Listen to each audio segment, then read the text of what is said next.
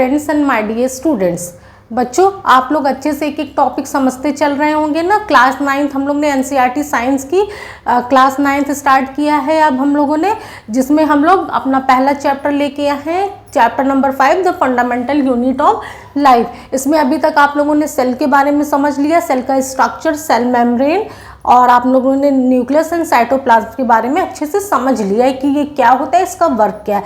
अब हम लोगों को सेल ऑर्गेनेलीज के बारे में पढ़ना है।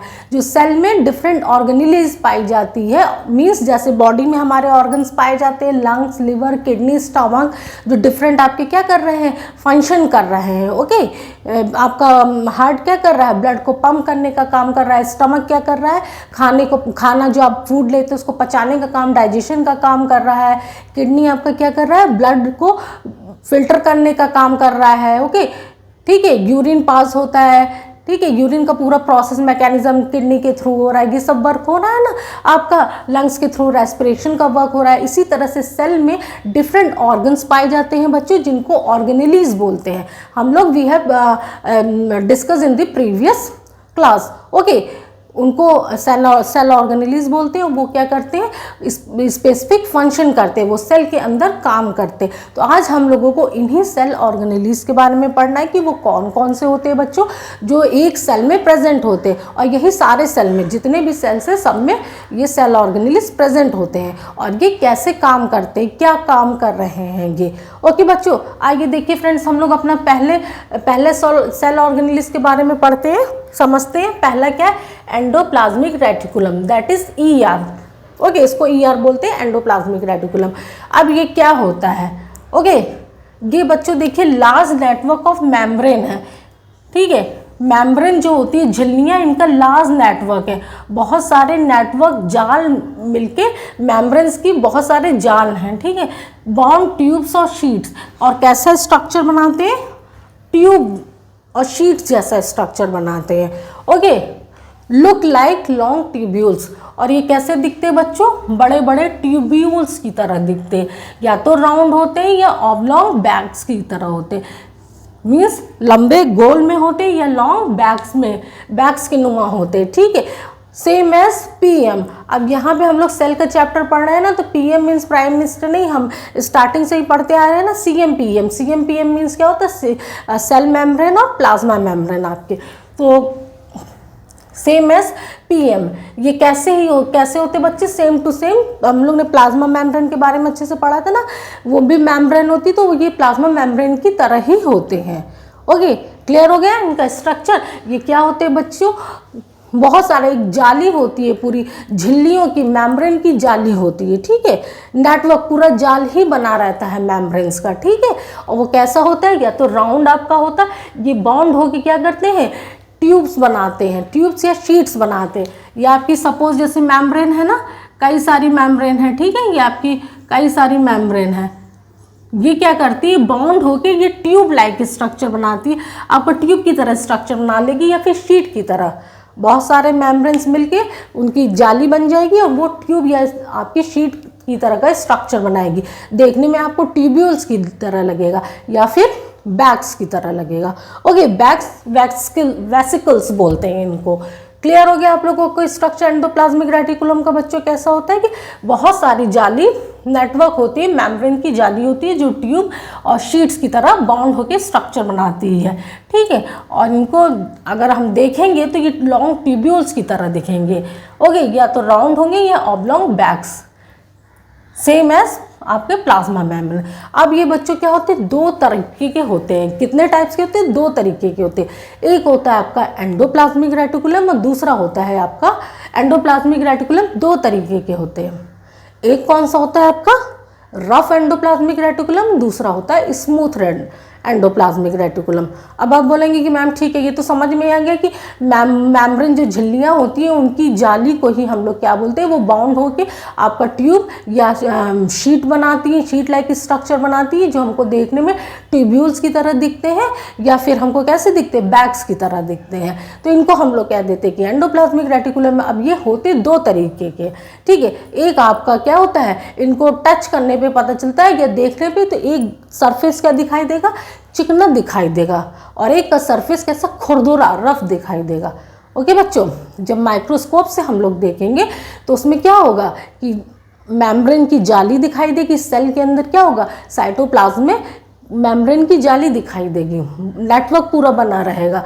या तो वो राउंड होगा या फिर वो क्या होगा, ऑब्लॉन्ग बैग्स की तरह दिखाई देगा, जो ट्यूब और शीट्स के रूप में फॉर्म होंगे आपकी, ठीक है। और ये दो तरीके के दिखाई देंगे, कहीं कहीं पे इनमें जैसे दाने जैसे दिखाई देगा, खुरदरा होगा, कहीं कहीं पे एकदम प्लेन होगा।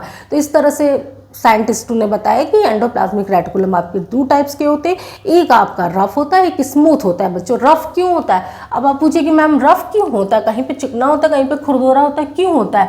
जो दाने प्रेजेंट होते हैं पार्टिकल्स, वो क्या होते हैं बच्चों, वो राइबोसोम्स होते हैं, यही राइबोसोम्स होते हैं, ठीक है। जो रफ एंडोप्लाज्मिक रेटिकुलम खुरदुरा होता है वो राइबोसोम्स की वजह से होता है, राइबोसोम्स के पार्टिकल्स उसमें प्रेजेंट होते हैं, वहाँ पे प्रेजेंट होते हैं। और यही क्या होते हैं बच्चे, sites of protein manufacture. Ribosome का काम क्या है, ये प्रोटीन का मैन्युफैक्चर करते हैं। प्रोटीन जो होता है ना, इसका मैन्युफैक्चर कौन करता है, राइबोसोम करता है। आप देख रहे हैं इस तरह से आप लोगों को सेल का काम क्लियर हो रहा है ना, सेल स्ट्रक्चर पढ़ रहे हैं तो समझ में आ रहा है कि कौन क्या काम कर रहा है। न्यूक्लियस आपका क्या काम कर रहा था, जेनेटिक कैरेक्टर को, आपके जीन्स को एक पीढ़ी से दूसरी पीढ़ी में ले जा रहा है, जिससे कि हमारे कैरेक्टर्स मैच करते हैं, हमारे पेरेंट्स से, हमारे दादा दादी से, हमारे नाना नानी से मैच कर रहे हैं। और हमारे कैरेक्टर्स हमारे बच्चों से कैसे मैच करेंगे, ये न्यूक्लियस की वजह से। न्यूक्लियस में डीएनए मॉलिक्यूल के थ्रू जीन्स का क्या हो रहा है, जीन्स के रूप में इंफॉर्मेशन पहुँच रही है, कैरेक्टर्स इंफॉर्मेशन के रूप में पहुँच रहे हैं आपके, ओके। और आपका क्या था, देखिए, और एंडोप्लाज्मिक रेटिकुलम क्या है, ये आपका, इसमें राइबोसोम प्रेजेंट होता है, किसमें, रफ एंडोप्लाज्मिक रेटिकुलम में। ये आपका प्रोटीन सिंथेसिस का काम कर रहा है, प्रोटीन को मैन्युफैक्चर कर रहा है, ठीक है। अब प्रोटीन यहाँ बन गया, अब यहाँ से क्या होगा बच्चों, कि सेल में चला जाएगा, सेल में जहाँ जहाँ पे उसको ज़रूरत होगी, प्रोटीन की ज़रूरत होगी जिस भी ऑर्गन को, वहाँ पे ये पहुँच जाएगा और उसको यूज़ कर लेंगे, ठीक है। अब स्मूथ एंडोप्लाज्मिक रेटिकुलम का क्या काम होता है, ये तो पढ़ लिया हम लोग ने रफ। स्मूथ का क्या काम होता है बच्चों, ये फैट मॉलिक्यूल्स और लिपिड्स, इनको सिंथेसाइज करता है, ठीक है। फैट मॉलिक्यूल्स का मैन्युफैक्चर करता है। रफ किसका करता है, प्रोटीन का सिंथेसिस करता है, क्योंकि रफ पे राइबोसोम्स पार्टिकल प्रेजेंट होते हैं, इस कारण ये रफ होता है और ये प्रोटीन का सिंथेसिस करता है। स्मूथ आपका क्या करता है, स्मूथ एंडोप्लाज्मिक रेटिकुलम जो चिकना होता है, ये फैट क्या होता है, फैट को आप देखें ना, वसा, तेल वेल क्या होता है, चिकना चिपचिपा होता है ना, छुएंगे तो एकदम चिकना होता है, वो खुरदुरा नहीं होता, रफ नहीं होता है। तो ये क्या करते हैं, स्मूथ जो होते हैं, ये फैट का, स्मूथ से ही आप समझ जाइए ये चिकना है। ऑयल वगैरह आपके क्या होते हैं, ऑयल है, ग्रीस है। फैट मीन्स ऑयल में फैट ही तो होता है ना, घी वगैरह, ये कैसे होते हैं, चिकने होते हैं बिल्कुल, ठीक है। तो फैट मॉलिक्यूल्स या लिपिड्स का ये आपका क्या करता है, सिंथेसिस करता है, मैन्युफैक्चर करता है। और ये किस में यूज़ होते हैं बच्चों, important for cell function, cell के फंक्शन, सेल का काम में ये इंपॉर्टेंट होते हैं। Help in building CM means आपका सेल मेम्ब्रेन जब हम लोग पढ़ रहे थे तो उसके स्ट्रक्चर में हम लोग ने पढ़ रखा था ना बच्चों, कि सेल मेम्ब्रेन आउटर कवरिंग होती है किसी भी सेल की, चाहे प्लांट सेल हो चाहे एनिमल सेल, और बनी किससे होती है, ये प्रोटीन और लिपिड से मिलकर बनी होती है, ठीक है। तो वही बोल रहे हैं कि हेल्प इन बिल्डिंग सीएम, ये आपके स्मूथ एंडोप्लाज्मिक रेटिकुलम जो है ये सेल मेम्ब्रेन को बिल्ड करने में हेल्प करते हैं। क्यों, क्योंकि ये फैट मॉलिक्यूल्स और लिपिड्स को सिंथेसाइज करते हैं, ये लिपिड्स बनाते हैं, और ये लिपिड्स आपका सेल मेम्ब्रेन को बनाने में हेल्प करता है। इस प्रोसेस को बच्चों क्या करते हैं, कहते हैं मेम्ब्रेन बायोजेनेसिस। क्या कहते हैं, मेम्ब्रेन बायोजेनेसिस। क्लियर हो गया। ये आपके कॉम्पिटिटिव पॉइंट ऑफ व्यू से भी बच्चों बहुत इंपॉर्टेंट है। अगर पूछ देगा कि कभी मेम्ब्रेन बायोजेनेसिस, टिक मार्क के लिए आता है ना आपके, membrane biogenesis is a process of, और उसमें क्या लिख दिया, membrane biogenesis is a process of what, आपके लिपिड एंड प्रोटीन फॉर्मेशन, ठीक है। Lipid and protein formation, mineral formation, vitamin formation लिख देगा, तो आप उसमें से क्या लगाएंगे, या ओनली आपके प्रोटीन फॉर्मेशन लिखेगा, ओनली लिपिड फॉर्मेशन, तो आप क्या टिक करेंगे। सेल मेम्ब्रेन में क्या है, सेल मेम्ब्रेन आपकी प्रोटीन और लिपिड से बनती है, ठीक है। तो आप प्रोटीन एंड लिपिड फॉर्मेशन करेंगे। और ऐसे भी पूछ देगा कि आपका क्या है, membrane biogenesis is a process, is a process which helps in the manufacture of what? Cell wall, cell membrane, endoplasmic reticulum, Golgi body. तो आप क्या करेंगे, तुरंत आप सेल मेम्ब्रेन पे, अगर आपको पता होगा तो सेल मेम्ब्रेन पे टिक कर देंगे, क्योंकि मेम्ब्रेन बायोजेनेसिस क्या होता है, वो प्रोसेस होता है जिसमें लिपिड और प्रोटीन के हेल्प से आपका सेल मेम्ब्रेन बनता है। क्लियर है आप लोगों का? Protein and lipid, this is lipids. Okay बच्चों, मिस हो गया। Protein and lipid function, lipids function as enzyme and hormones. Protein और लिपिड्स बच्चों एंजाइम्स और हार्मोन्स की तरह फंक्शन करती है। जो हमारे बॉडी में हार्मोन्स प्रेजेंट होते हैं ना, और एंजाइम्स जो वर्क करते हैं उनकी, वो किसकी तरह फंक्शन करते हैं, वो प्रोटीन और लिपिड ही मिलके एंजाइम और हार्मोन्स, आपके हार्मोन्स की तरह काम करती है। तो क्लियर हो गया बच्चों, स्ट्रक्चर आप लोगों को क्लियर हो गया एंडोप्लाज्मिक रेटिकुलम का अच्छे से, कि एंडोप्लाज्मिक रेटिकुलम क्या होती है आपकी, बहुत सारी नेटवर्क किसकी होती है, झिल्लियाँ, मेम्ब्रेन, नेटवर्क ऑफ मेम्ब्रेन होती है जो ट्यूब या शीट शेप में होती है। क्लियर है? मेम्ब्रेन ऑफ नेटवर्क जो ट्यूब या शीट शेप में आपकी होती है, और ये क्या करती है, देखने पे आपको लगता है लॉन्ग ट्यूब्यूल्स बना रही है या ऑब्लॉक बैग्स बना रही है, ट्यूब्यूल्स या बैग बना रही है। और प्लाज्मा मेम्ब्रेन की तरह ही बच्चों इनका स्ट्रक्चर होता है। ये दो तरह की होती है, एक आपकी स्मूथ होती है, एक रफ होती है। रफ मीन्स खुरदरी। तो क्यों ये रफ होती है, क्योंकि इनमें पार्टिकल्स प्रेजेंट होते हैं राइबोसोम के। राइबोसोम का क्या काम है, ये प्रोटीन सिंथेसिस का काम करते हैं। यहाँ पे राइबोसोम में प्रोटीन बन जाता है, प्रोटीन का निर्माण होता है, फिर वो सेल में डिफरेंट जगह पे चले जाते हैं, जिस भी पार्ट को ज़रूरत होती है, जिस भी ऑर्गन को ज़रूरत होती है वो उसको ले लेता है। ठीक है, बनते यहीं पे आपके राइबोसोम्स में है। और आपका स्मूथ का क्या काम है, ये चिकने होते हैं, तो ये फैट मॉलिक्यूलर लिपिड को बनाते हैं। ओके, फैट और लिपिड को बनाते हैं। और ये सेल मेम्ब्रेन आपका किससे बना होता है, प्रोटीन और लिपिड से बना होता है। और ये लिपिड कौन बना रहा है आपका, देख रहे हैं, स्मूथ एंडोप्लाज्मिक रेटिकुलम। और इस प्रोसेस को, जिसमें स्मूथ एंडोप्लाज्मिक रेटिकुलम क्या करता है, सेल मेम्ब्रेन जो आपकी सेल की आउटर कवरिंग होती है, सीएम जो है, उसको बनाने का काम करता है। इसी प्रोसेस को बच्चों क्या बोलते हैं, मेम्ब्रेन बायोजेनेसिस कहते हैं। ओके, प्रोटीन एंड लिपिड्स आपके हार्मोन्स और एंजाइम्स की तरह भी वर्क करते हैं। ओके बच्चों, आइए आगे कंटिन्यू करते हैं इसको।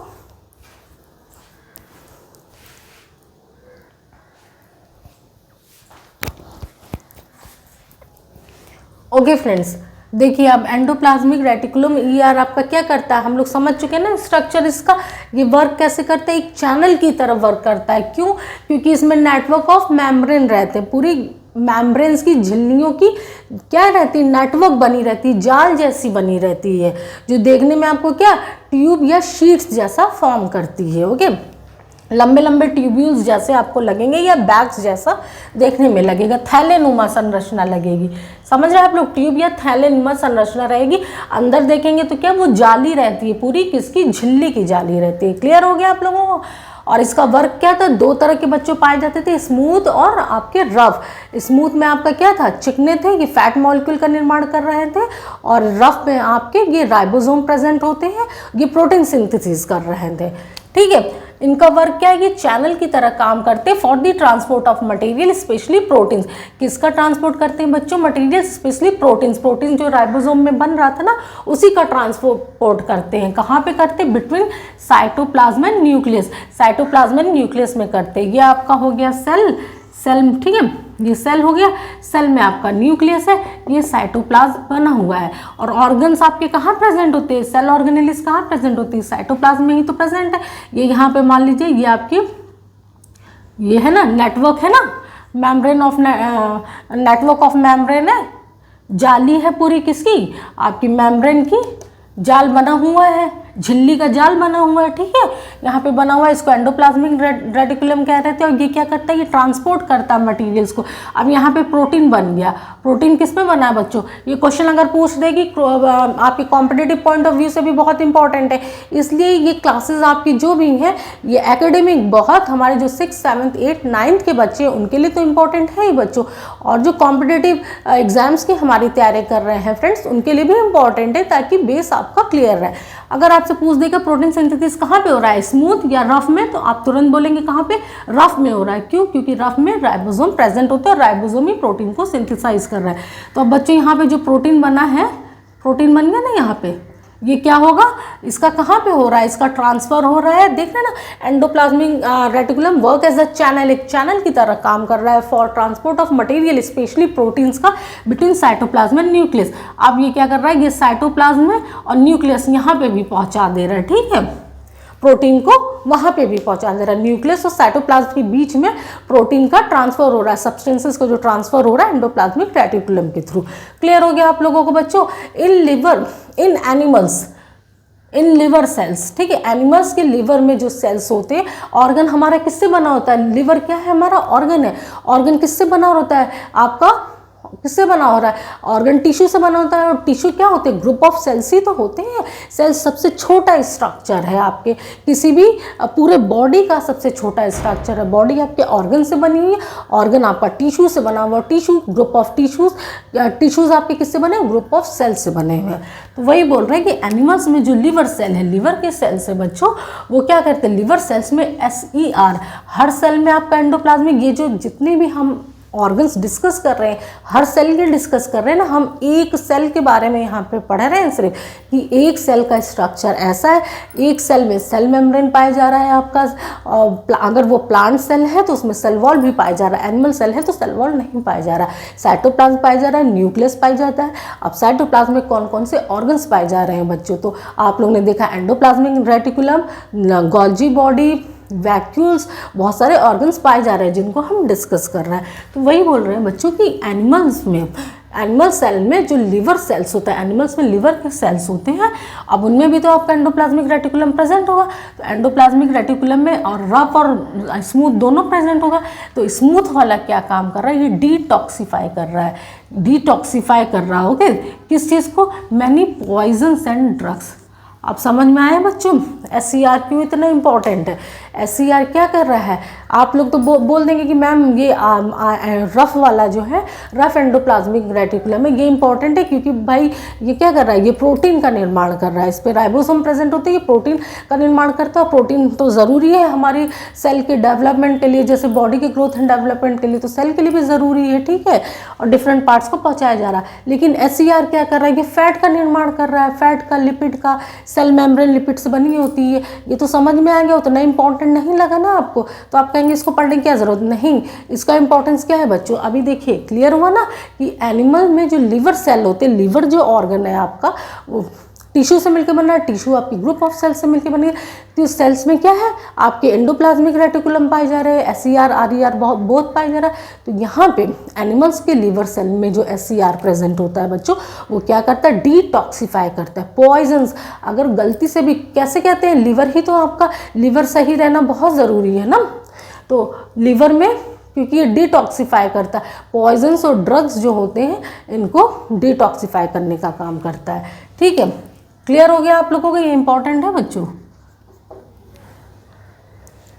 क्लियर हो गया आप लोगों का। अब नेक्स्ट आएगी अपना गोल्जी बॉडी। नेक्स्ट हमारा दूसरा ऑर्गन क्या है बच्चों, गोल्जी एपरेटस। गोल्जी एपरेटस या गोल्जी बॉडी कहते हैं। अब ये क्या है, इसको सबसे पहले किसने ढूंढा बच्चों, कैमिलो गोल्जी ने। साइंटिस्ट का नेम क्या है, कैमिलो गोल्जी, ओके।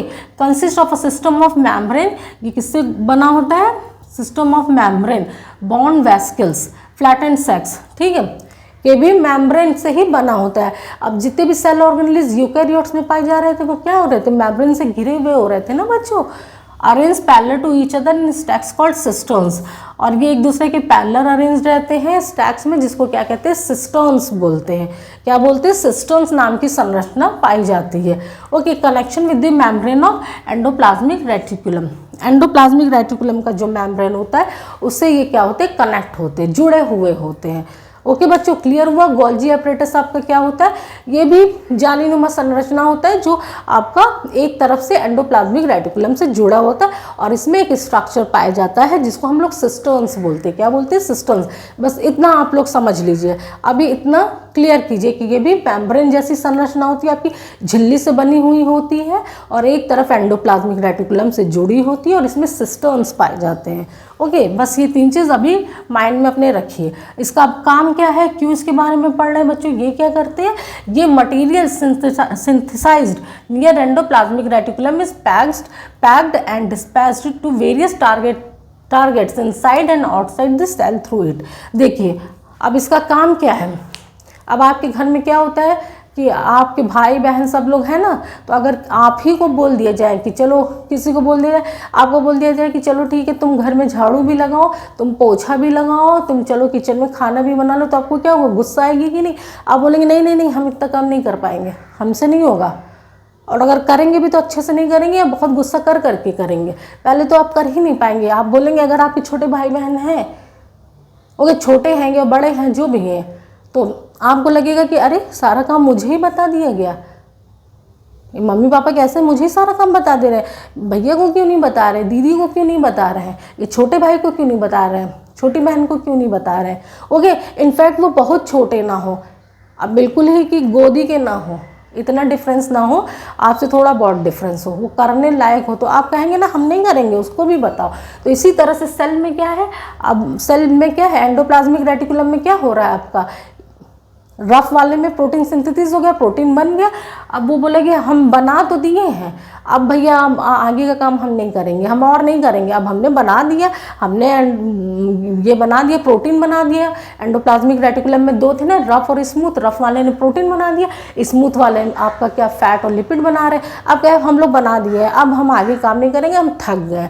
तो अब ये आगे गोल्जी बॉडीज, ये क्या करते हैं, जो भी मटेरियल बनाए जाते हैं उनके आसपास बनते हैं बच्चों, वो क्या करते हैं, गोल्जी बॉडी के थ्रू ही टारगेट साइट पे पहुंचते हैं, जिसको भी ज़रूरत रहती है, सेल के अंदर भी सेल के बाहर भी ये पहुंचाते हैं। ओके, क्लियर हो गया आप लोगों को? यही बोल रहे हैं, material synthesize near endoplasmic reticulum is packed and dispatch. Pack करके डिस्पैच करने का काम जो क्या होता है, आप लोगों के प्रोडक्ट्स कंपनी में बनते हैं ना, मैन्युफैक्चर हो गया, अब इसको पैकिंग भी तो करते हैं, बहुत अच्छे से इसकी पैकिंग करेंगे, लेबलिंग करेंगे, पैक कर लिया और फिर भेजते हैं ट्रांसपोर्ट के थ्रू। आपके कहाँ पे भेजते हैं हम, जो भी आपकी दुकानें हैं, शॉप, वहाँ पे डिस्पैच किया जाता है ना। तो यहाँ पे भी पैकेजिंग और डिस्पैचिंग का काम कौन करता है, आपका गोल्जी बॉडीज करती हैं। क्लियर हो गया आप लोगों को? पैकेजिंग, इनका काम क्या है, packaging plus dispatching. Dispatching okay, इसका काम गोल्जी बॉडी करती है। अब बना तो कोई दिया, मैन्युफैक्चर कर दिया एंडोप्लाज्मिक रेटिकुलम में प्रोटीन और आपका फैट लिपिड का मैन्युफैक्चर हो गया, और भी चीज़ें जहाँ जहाँ मैन्युफैक्चर हो रही है। अब गोल्जी बॉडी क्या है, ये एंडोप्लाज्मिक रेटिकुलम से इसीलिए तो जुड़े हुए हैं। अब ये क्या किया, पैक हो गया, सामान बन गया है, मैन्युफैक्चर हो गया। अब इसको ये पैक करेंगे और इसको डिस्पैच करेंगे सेल में, एक सेल से दूसरे सेल में, या फिर सेल के अंदर ही, ठीक है, दूसरे ऑर्गेनेलीज को ये डिस्पैच करेंगे जिनको ज़रूरत होगी टारगेट साइट पे। क्लियर हो गया बच्चों अच्छे से आप लोगों को? गोल्जी एपरेटस भी समझ में आ गया। सबसे पहले इसको खोजा किसने, कैमिलो गोल्गी ने इसको डिस्कवर किया, और ये भी मेम्ब्रेन से बने होते हैं, ठीक है, मेम्ब्रेन से बने होते हैं, और इनमें एक स्ट्रक्चर पाया जाता है जिसको सिटर्न बोलते हैं। एंडोप्लाज्मिक रेटिकुलम से एक जगह पे ये जुड़े रहते हैं, एक साइड पे ये जुड़े रहते हैं। इनका काम पैकेजिंग और डिस्पैचिंग का काम है। ओके फ्रेंड्स, आगे देखते हैं।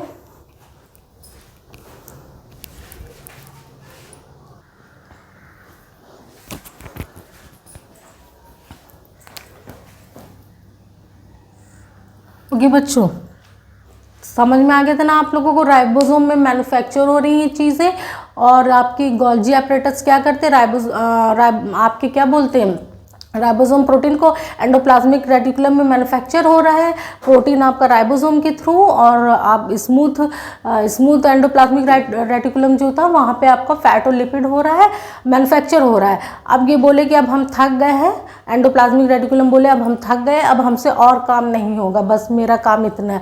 तो गोल्जी एपरेटस आपके आ गए। ये क्या करते हैं कि जो भी चीज़ सिंथेसाइज होती है, बन रही है, मैन्युफैक्चर्ड हो रही है, उसके आसपास के एरिया में, एंडोप्लाज्मिक रेटिकुलम के आसपास जो भी रहता है उसको क्या करते हैं, ये पैक करते हैं, अच्छे से पैकेजिंग कर देंगे ताकि कहीं बिखरे नहीं, पैक करके और फिर उसको डिस्पैच कर देंगे, ठीक है, उसको ले जाएंगे एक सेल से दूसरे सेल में या उसी सेल के डिफरेंट ऑर्गन्स में। ओके, ये आगे का काम करते हैं।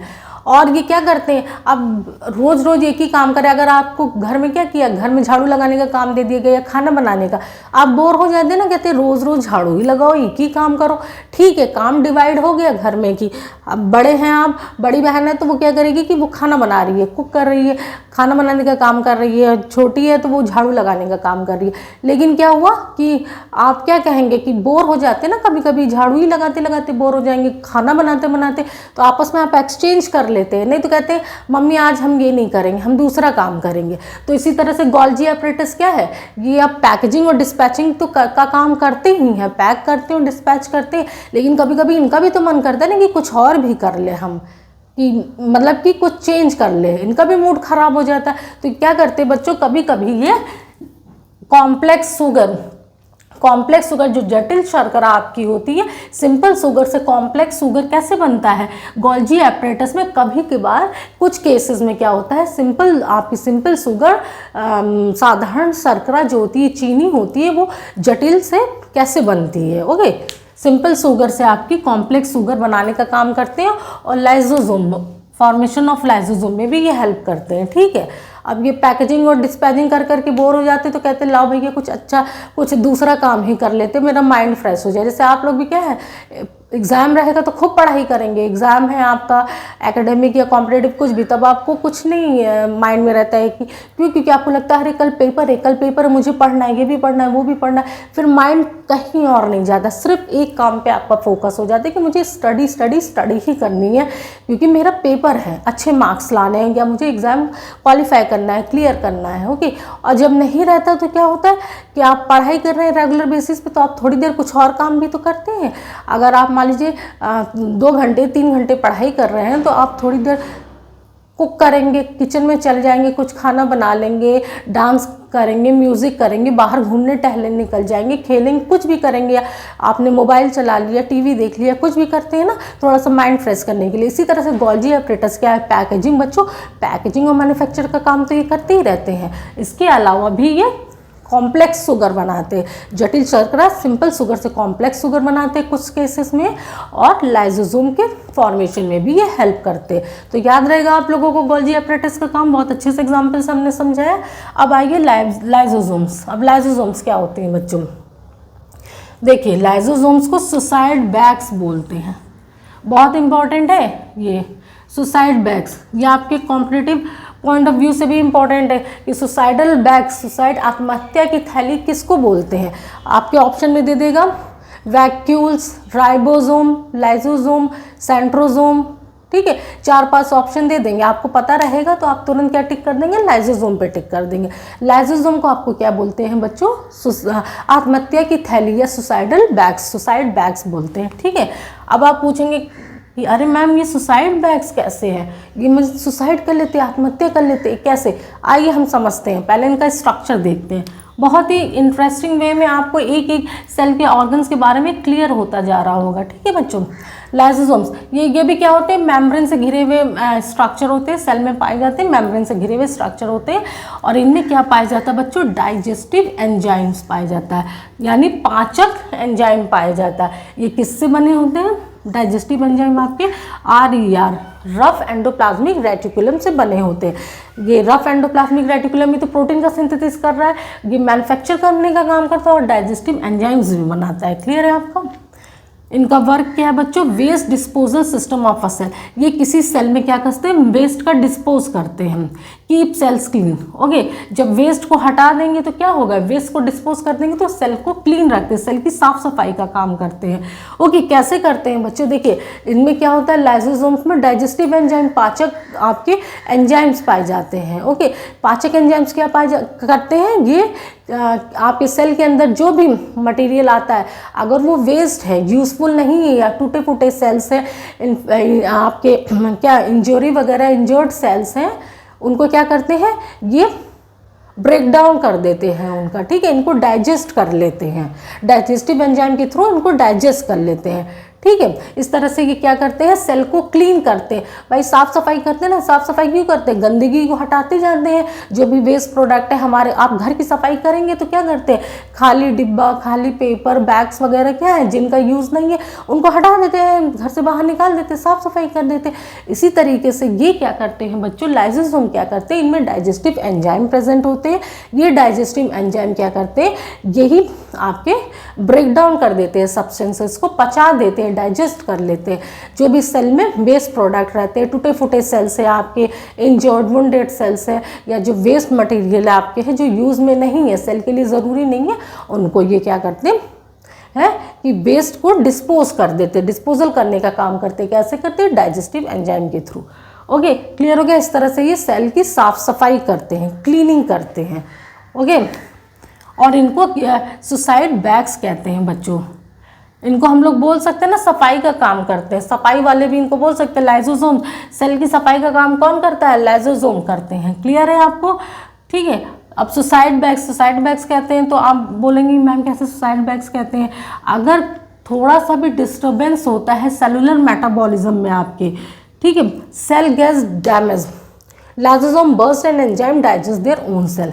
अब क्या होता है कि अगर कोई सेल डैमेज हो गई अचानक से, तो क्या होता है, लाइसोसोम के अंदर क्या है, डाइजेस्टिव आपके एंजाइम है, इनका काम ही है पचाना। इनको अगर वेस्ट प्रोडक्ट मिल रहे हैं, टूटी फूटी सेल, डैमेज सेल, कुछ भी ऐसे मिल रही है जिसका यूज़ नहीं है, तो उनको ये क्या करते हैं, फॉरेन मटेरियल, जो एक्स्ट्रा मटेरियल आ जाते हैं सेल में जिनका यूज़ नहीं है, ओके, उनको ये डाइजेस्ट करते हैं। कभी कभी क्या होता है कि सेल आपका मेटाबॉलिज्म गड़बड़ हो गया सेल का, तो ये क्या करेंगे, देखिए सेलुलर मेटाबॉलिज्म गड़बड़ हुआ तो सेल आपकी डैमेज हो जाएगी और लाइसोसोम फट जाएंगे, ठीक है।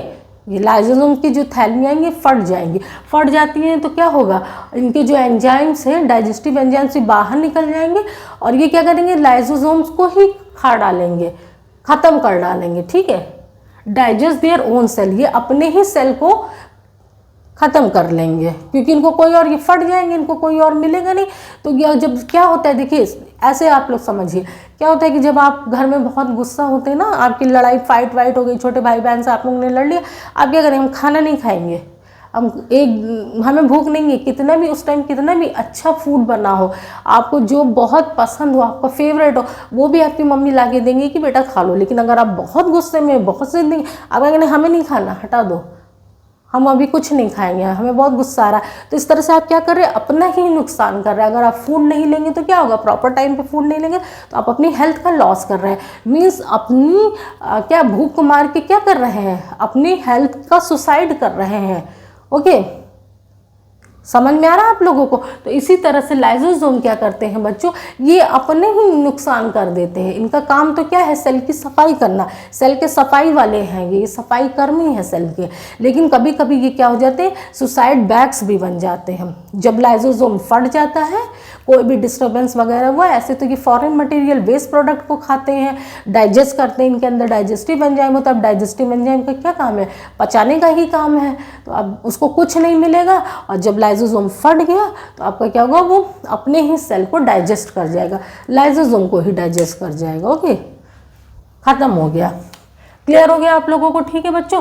तो हम लोग यहाँ तक तीन अपने स्ट्रक्चर पढ़ लिए। हम लोगों ने एंडोप्लाज्मिक रेटिकुलम मास समझा, और क्या समझा हम लोगों ने, गोल्जी एपरेटस समझा और लाइसोसोम समझा। एंडोप्लाज्मिक रेटिकुलम में क्या हो रहा था, दो तरीके के, ये सब आपके क्या मेम्ब्रेन से बने हुए स्ट्रक्चर हैं।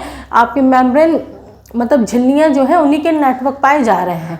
ओके, और ये आपका एंडोप्लाज्मिक रेटिकुलम दो में था, एक आपका रफ था, एक स्मूथ था। रफ आपका प्रोटीन बना रहा था, स्मूथ आपका क्या बना रहा था, फैट या लिपिड्स का निर्माण कर रहा था। ओके, ये बना रहा था। अब गोल्जी एपरेटस आ गया। गोल्जी एपरेटस का काम क्या है बच्चों, कि जो बना हुआ है वो आगे इसको मैन्युफैक्चर प्रोडक्ट्स को क्या कर रहा है, इसको पैक कर रहा और डिस्पैच कर रहा है। बना तो लिए वो एंडोप्लाज्मिक रेटिकुलम बना लिए, अब ये क्या कर रहा है, आपके पैक और डिस्पैच करने का काम कर रहा है। और कभी कभी इसका मूड खराब हो जाता है तो कहता है नहीं नहीं हमें नहीं करना, हम ये तो कुछ और भी करेंगे, हमको चेंज चाहिए। तो ये क्या करता है, लाइसोसोम भी मैन्युफैक्चर में हेल्प करता है। लाइसोसोम बनाता है आपका गोल्जी एपरेटस, और सिंपल आपका जो है सिंपल शुगर से कॉम्प्लेक्स शुगर बनाता है, फॉर्मेशन में आपके हेल्प करता है। ओके बच्चों, अब लाइसोसोम का क्या काम है, ये सेल का सफाई वाला है। ओके, सेल की साफ सफाई करता है, जितने भी वेस्ट प्रोडक्ट है, फॉरेन प्रोडक्ट्स है जो सेल के लिए जरूरी नहीं है, टूटे फूटे सेल है, उनको क्या करता है, इनमें डाइजेस्टिव एंजाइम प्रेजेंट होते हैं और वो डाइजेस्ट कर जाते हैं। इस तरह से क्लीन रखता है सेल को। लेकिन कभी कभी अब इसको भी गुस्सा आ गया, ऐसे नॉर्मल तो क्या होता है, नॉर्मल हम स्टडी करते रहते, प्रॉपर अपना काम करते रहते ना, लेकिन कभी कभी हमें गुस्सा आ जाता है, हमारा मन खराब हो जाता है, तो इसको क्या होता है, गुस्सा आ गया तो ये अब आत्महत्या की थैली, सुसाइड बैग्स बन गया। ओके, लाइसोसोम फट जाएंगे, बर्स्ट हो जाएंगे जब सेल का आपका मेटाबॉलिज्म डिस्टर्ब होगा बच्चों, तो लाइसोसोम ही फट जाते हैं और ये फट जाएंगे तो डाइजेस्टिव एंजाइम आपकी क्या करेगी, ये अपने ही सेल को खा जाएगी। जैसे हम खाना नहीं खा के खुद अपनी ही हेल्थ का नुकसान करते हैं। ओके, क्लियर हो गया आप लोगों को अच्छे से फ्रेंड्स? ठीक है, आज हम लोगों ने 3 सेल ऑर्गेनेल्स डिस्कस कर लिए। अब आगे हम लोगों को इसमें माइटोकॉन्ड्रिया कंटिन्यू करना है बच्चों, वैक्यूल्स पढ़ना है, प्लास्टिड्स पढ़ना है। इस तरह से हम लोग और सेल की बचे हुए सेल ऑर्गेनेल्स कंप्लीट करेंगे बच्चों।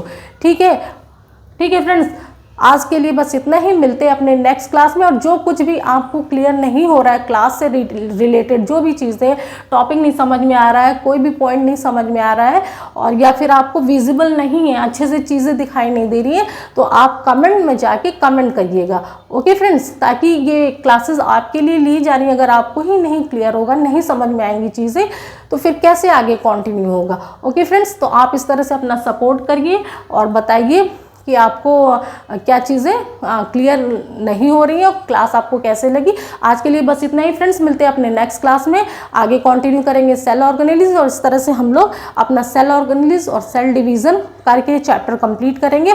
फिर 9th क्लास के ही नेक्स्ट चैप्टर पे हम लोग आएंगे। ओके, और 9th क्लास के एक एक चैप्टर को हम लोग अच्छे से कंप्लीट करेंगे, करते हुए हम लोग आगे बढ़ेंगे। 9th के बाद 10th क्लास में चलेंगे। ओके, अभी हम लोग ने फिलहाल 9th स्टार्ट किया। Okay friends, thank you.